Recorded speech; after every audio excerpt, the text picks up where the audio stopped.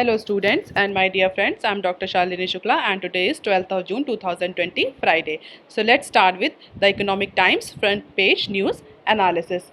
Article number 1 is Carlyle leads race for Piramal Pharma stake. It has been known that Carlyle has emerged as front runner to pick up a significant minority stake in Ajay Piramal's pharma business worth rupees 3,500 to 4,000 crore in upcoming stake sale. However, apart from Carlyle, there are other counterparts in the space, that is TA Associates and KKR. All three have recently submitted their binding offers to acquire 20% stake in Piramal's pharma business. If successful, this will be the second pharma transaction for the US private equity group in as many months, having bought Sequent Scientific, India's largest pure play animal healthcare company, in May. And the experts are saying that Carlyle offer is more aggressive, more attractive than other counterparts. However, this company has joined the race later, but the offer it has made has upped the tempo in recent weeks. If we talk about both companies, Piramal has recently sold its domestic formulation to Abbott for $3.7 billion. However, company has established its pharma business by acquiring number of companies in recent times. As in financial year, Piramal Pharma has acquired Coldstream, and in financial year 17, it has done three acquisitions, including Ash Stevens. Currently, Piramal is operating in contract development and manufacturing of the medicines and hospital generics and OTC. And if we talk about the Carlyle has approximately $217 billion assets under management.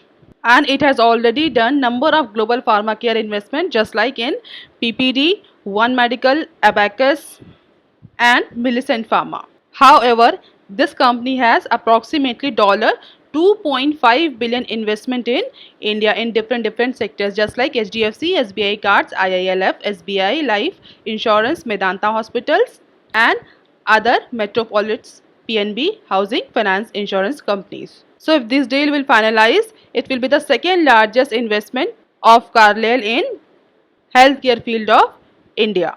Now look into the article number 2. SBI moves NCLT to recover rupees 1.2 crore RCom loans from Anil Ambani. State Bank of India, one of the prime lender in RCom, is now moved to insolvency court for recovering rupees 1,200 crore from Anil Ambani, as Ambani has personally guaranteed the loan taken by Reliance Communication. That Reliance Communication is currently undergoing for insolvency proceedings. If you remember, we have already discussed the insolvency proceedings of Reliance Communication while we were discussing about the Aircel insolvency case. So in that insolvency case, state-owned lenders are trying to recover the loan from Reliance Communication, whereas State Bank of India has knocked the door of NCLT. As per the State Bank of India, Anil Ambani has given the personal guarantee for the loan taken by Reliance Communication. So, under section 97 clause 3 of Insolvency and Bankruptcy Code, SBI is seeking its intervention to direct the insolvency board to nominate a resolution professional. So, once the resolution professional is appointed, SBI will go forward for recovering 1,200 crore from Anil Ambani. And if we talk about the fund flow of RCom, that is Reliance Communication, RCom owes nearly 5,000 crore to SBI only. And 50% of dues are actually bank is going to recover from sale of its asset, while 1,200 crore loan is going to be recovered by Anil Ambani for personal guarantee. SBI has claimed approximately 49,000 crore dues on RCom, whereas RCom sales fetches lender consortium rupees 23,000 crore. So in this process, maximum state-owned lenders are trying to recover their maximum loan from different routes. Few lenders are resolving towards the bankruptcy insolvency court. Few lenders are resolving towards the NCLT. few lenders have resolving towards the sale of assets. Now look at into the article number 3, that is Vodafone Idea Airtel may offer assets as security to Supreme Court. If you have remember, in morning discussion we have discussed that Supreme Court has given the directions to all private telecommunication company that they should file affidavit within the 5 days about their settlement clearance on AGR verdict. So it has been said that Vodafone and Bharti Airtel are considering the offer to stake their tangible assets as security to Supreme Court. And there are number of sufficient assets in the books of all telecom companies, including their spectrum, their tangible assets, that may provide for security against staggered payments over 20 years. So students, you can imagine over 20 years dues that on AGR companies have to pay. Before 20 years, the spectrum has been issued to all those companies. So AGR calculation will start from that 20 years, from the starting of that 20 years. Yesterday, court asked the telecommunications to submit in the next 5 days their roadmap for the payment of dues and the timeline on which they are going to pay all the dues.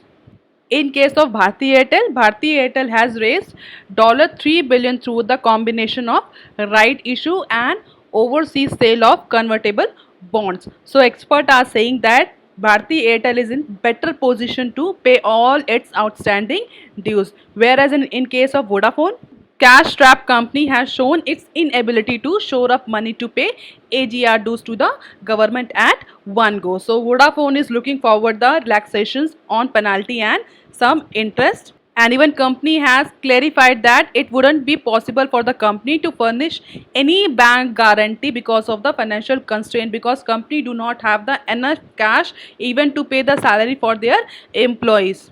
However, as per the industry estimate, the telecommunication company has net tangible assets worth rupees 40,000 crores. Apart from that tangible assets, company also have the spectrum that is valued at most rupees 1.2 lakhs crore. Apart from that, 1000 crore as input tax credit and 12,000 crore in income tax refund. So all these government dues, spectrum values, tangible assets may provide the better cushion for Vodafone Idea to pay its due to Department of Telecommunication. So there are strong chances that these telecommunication company can go for offering their tangible assets as well as intangible assets to Department of Telecommunication as a guarantee for paying their AGR dues. And in the morning we have discussed that after this news, the share prices of or the stake prices of Vodafone Idea and Airtel has seen the fallout on the stock market. Now look at into the article number 4, rural e-commerce to be among 5 main growth drivers for FMCG. As per the Economic Times analysis, there are 4 main growth drivers which are actually going to drive the growth of FMCG industry after this COVID-19 induced pandemic. Experts are saying that FMCG sector has been disrupted abruptly by this pandemic and it has never seen before.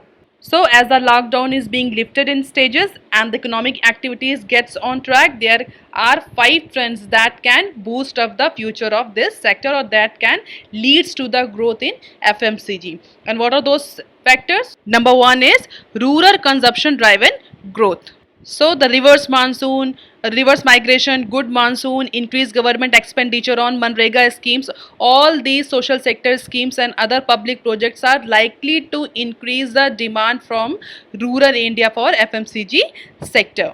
Even if you have remembered in many of the discussion, I have discussed that before COVID-19 induced economic lockdown, India was facing the recessionary conditions, and many experts were saying that if India really wants to revive its growth, if really wants to revive its economy, it has to focus on rural consumption and rural development.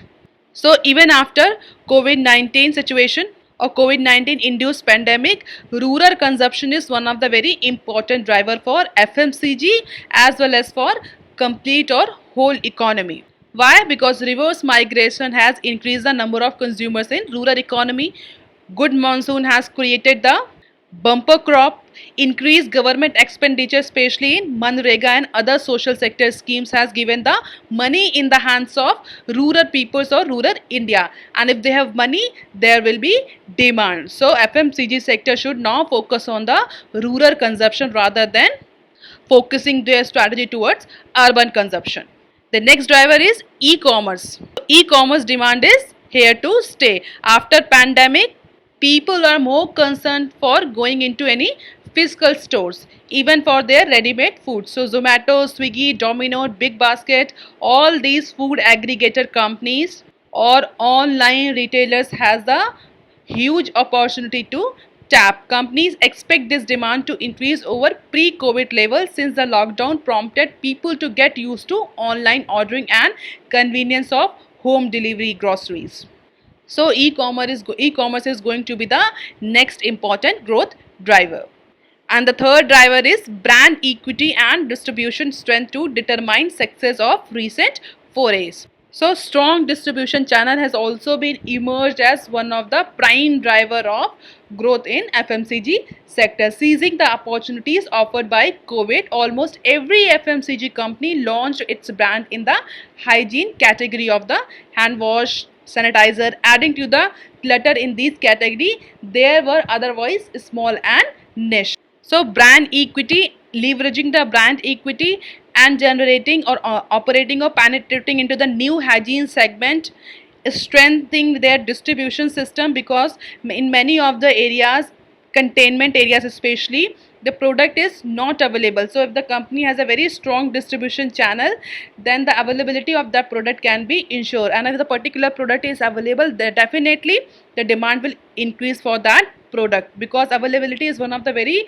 prime consideration for selling or growth of any sector. If your service, if a product is not available, definitely there will be no demand for your product. So companies should now focus on strengthening their distribution channel and brand equity. Now what is the fourth growth driver? That is renewed focus on cost control. Cost control has emerged as one of the prime importance driver to enhance the margin. Tighter credit terms, judicious advertising and effective use of digital marketing will going to help the company to rein their costs or to reduce their cost. Because if you see, number of the FMCG products comes under the Essential Commodities Act. So price cannot be the competitive strategy here. Price reduction is one of the prime importance in after even during COVID-19 time and even after COVID-19 time. So in order to enhance their profitabilities, companies must focus on their cost control strategy, and they should devise new cost control strategies for obtaining the dominant market positions. And what is the fifth driver? The quarter one of financial year 21 show might be an aberration. That could be positive or negative. So for the company selling staple, the lockdown period has seen supernormal sales with increased home consumption and stocking up. In contrast, companies with largely discretionary portfolio are likely to report subdued offtake. So quarter one of financial year 21 might show some aberration. It may be positive, it may be for negative, depending on the companies. Few companies are selling staples, so in that case company can see the supernormal sale, whereas few companies are largely focused on or their products are largely focused on discretionary portfolio, discretionary spending, so that companies can see the subdued offtake sales. So keeping this quarter one of financial 21 in their mind, companies should devise their strategy as per their own products or as per their own products demand. So all these are the 5 drivers that FMCG companies should tap or should keep in mind while devising their strategy, especially marketing strategy after COVID-19 induced economic lockdown period. That's all for today, students. If you like, please share and subscribe. Thank you.